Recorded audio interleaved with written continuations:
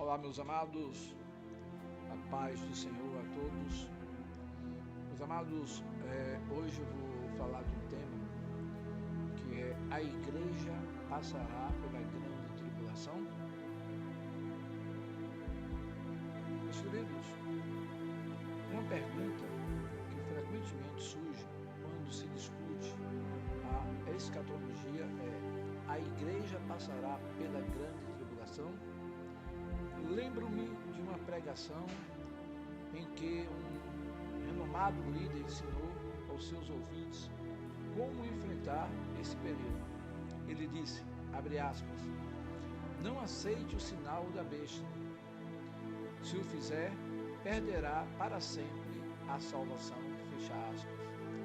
Alguns teólogos afirmam que a igreja passará apenas pela primeira fase da grande tribulação.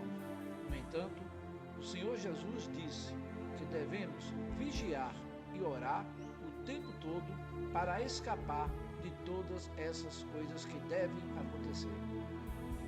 Lucas 21, 36. Meus queridos amados irmãos, neste artigo vamos explorar diferentes perspectivas e examinar o que a palavra nos revela sobre esse assunto. Vamos começar com o que é a grande tribulação. A grande tribulação é um período de 7 anos que antecede a segunda vinda de Cristo.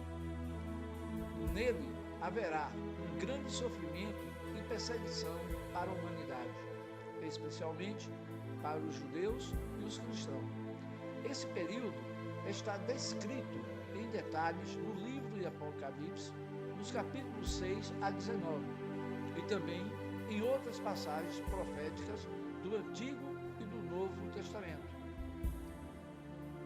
As escolas de interpretações da grande tribulação costuma dizer que existem 3 principais escolas de interpretações na grande tribulação: pré-tribulacionismo, mesotribulacionismo e pós-tribulacionismo. Vamos analisar cada uma delas e as verdades que podemos extrair dessas perspectivas.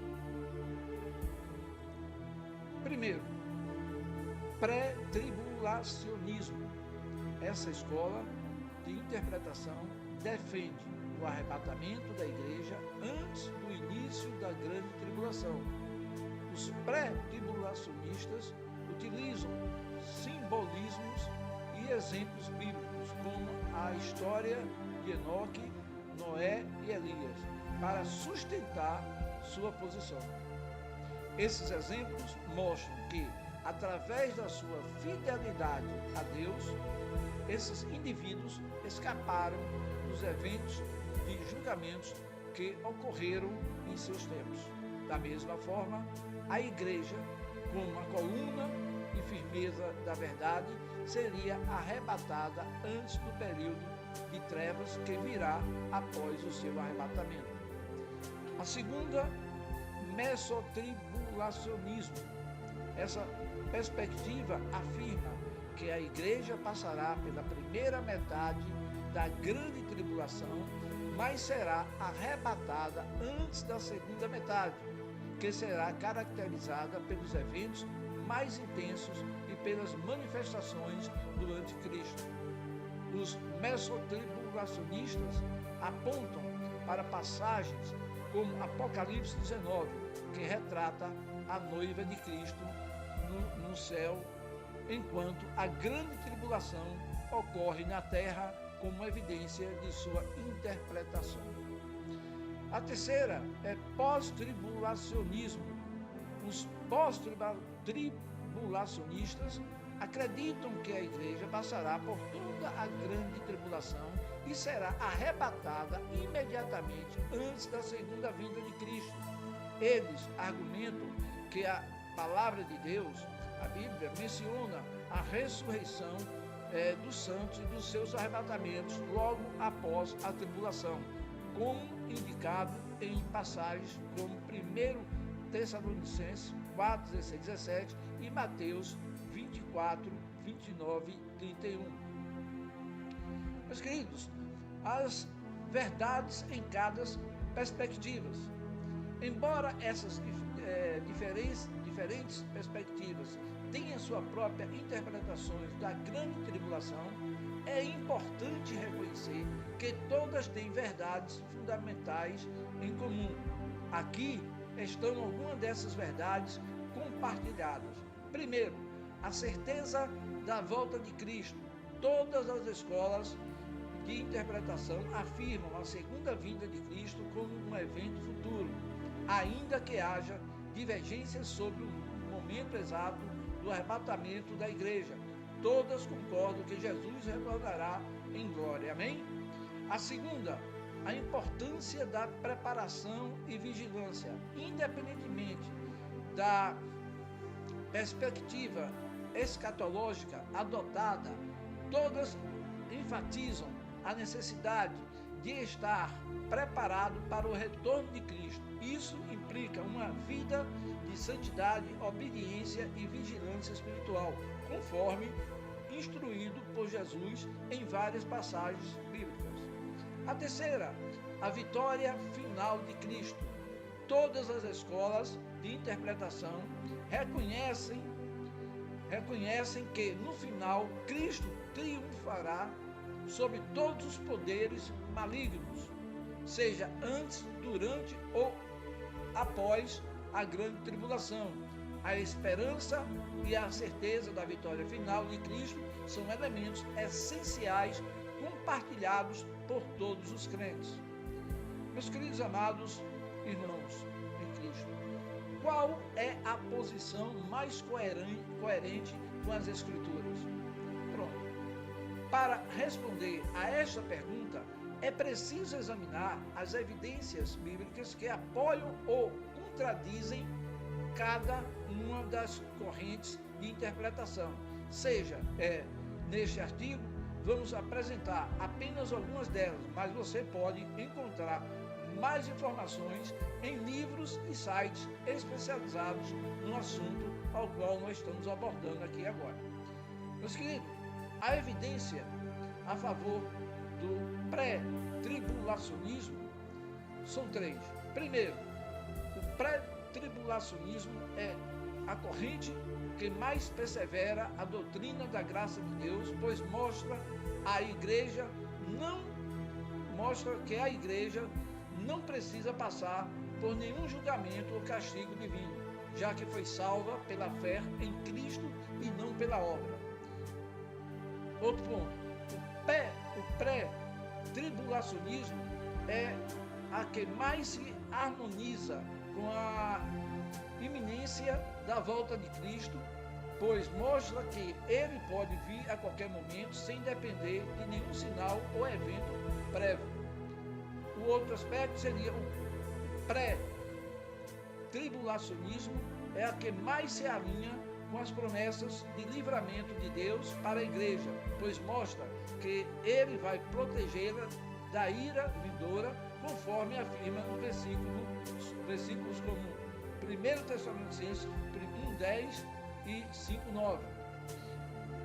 A outra evidência contra é o mesotribulacionismo. O mesotribulacionismo é uma corrente que não tem um fundamento bíblico claro, pois não há nenhuma passagem que indique que haverá um arrebatamento da metade da grande tribulação. O outro ponto é o mesotribulacionismo cria uma distinção artificial entre as duas fases da grande tribulação, pois ambas se caracterizam pela ira de Deus sobre o mundo, conforme mostra os selos, as trombetas e as taças do Apocalipse. E por último aqui, o mesotribulacionismo contradiz a promessa de livramento de Deus para a igreja, pois mostra que ela terá que passar por parte do sofrimento da grande tribulação sem uma razão plausível. Amém? Mas temos aqui também as evidências contra o pós-tribulacionismo.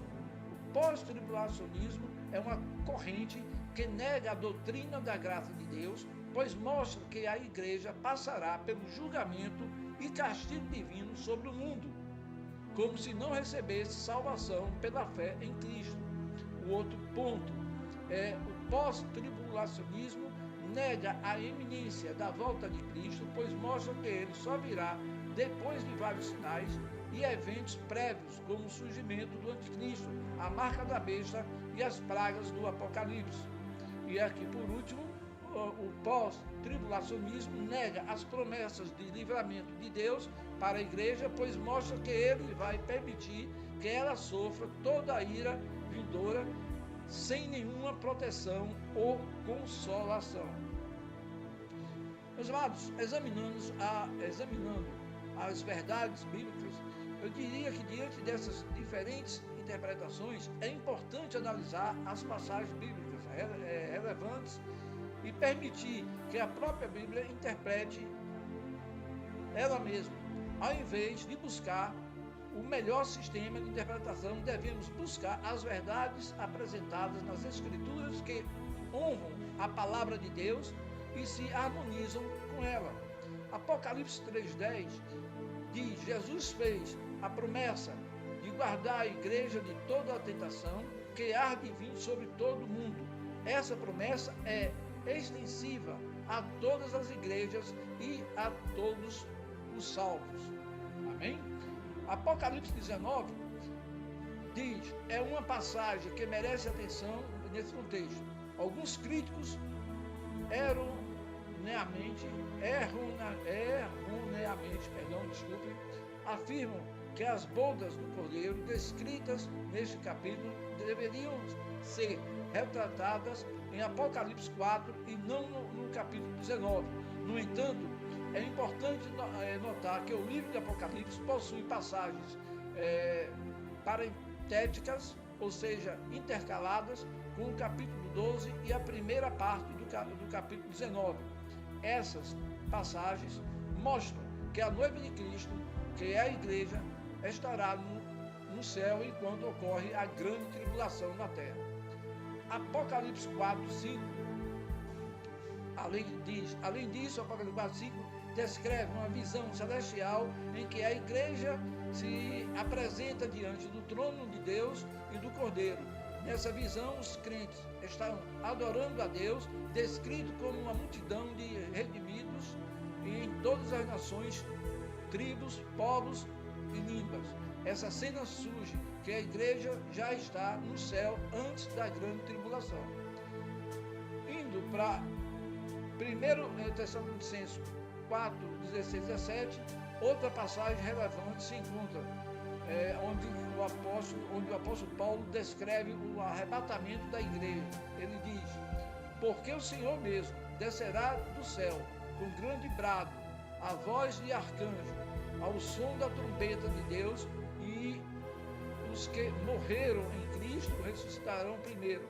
Depois nós, os que ficamos vivos, seremos arrebatados juntamente com eles nas nuvens, ao encontro do Senhor nos ares, e assim estaremos para sempre com o Senhor. Essa passagem indica o arrebatamento dos crentes para encontrar o Senhor nos ares antes dos eventos finais e da ira vindoura. E então a igreja passará pelas grandes tribulações, sim ou não? Ao analisar passagens como Apocalipse 19, 13, 15, 4, 6, 3, 10 e 2 Tessalonicenses 2, 3, 8, fica evidente que a igreja será arrebatada antes do período de 7 anos de angústia descrito como a grande tribulação. Essas passagens indicam que a igreja estará com o Senhor nos céus durante esse tempo e voltará com ele para julgar e derrotar o império do mal. Além disso, a promessa do livramento da hora da tentação, que virá sobre todo mundo, mencionado em Apocalipse 3:10, se estendida a todas as igrejas e a todos os salvos. Isso indica que Deus preservará a igreja da ira vindoura e não passará pela grande tribulação. Considerando essas evidências bíblicas e levando em conta as interpretações das diferentes correntes escatológicas, podemos afirmar com clareza que a resposta à pergunta, a igreja passará pela grande tribulação, é não. Jesus arrebatará sua igreja antes desse período de angústia para estar com ele nos céus. Após isso, a igreja retornará com ele para estabelecer o seu reino e julgar o mundo. Amém, meus queridos? Fica aqui essa interpretação sobre a igreja, se ela passará a grande tribulação, como vocês acabaram de ouvir aí, não. E fica aqui, né, apenas a nossa responsabilidade de buscar, de se aproximar de Deus para ter uma salvação eterna e ficar aguardando a vinda do nosso Senhor Jesus Cristo. Aqui meu forte abraço a cada um de vocês, que Deus abençoe poderosamente as suas vidas. Fica aqui um apelo: busque mais a palavra de Deus, leia mais e deixe o Espírito Santo entrar em seu coração. Amém? José Nilson Almeida aqui, né, de Feira de Santana, Bahia, Brasil.